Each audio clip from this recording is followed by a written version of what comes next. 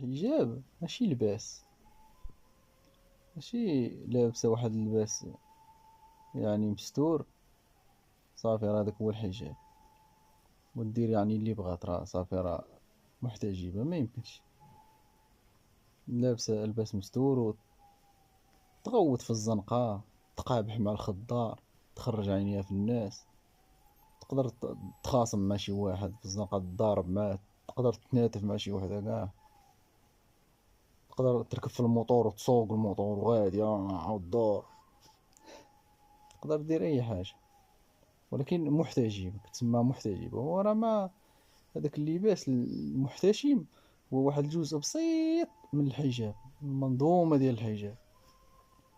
الحجاب راه أسلوب حياة متكامل، يعني ماشي لباس محتشم، راه نظرة محتشمة، تعاملات محتشمة، مشية محتشمة،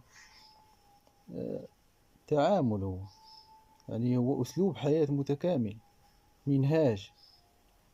فجاءته إحداهما تمشي على استحياء قالت، يعني هي كتمشي على استحياء وكتهضر باستحياء، على يعني منهاج، المنهاج ديالها هو الاستحياء.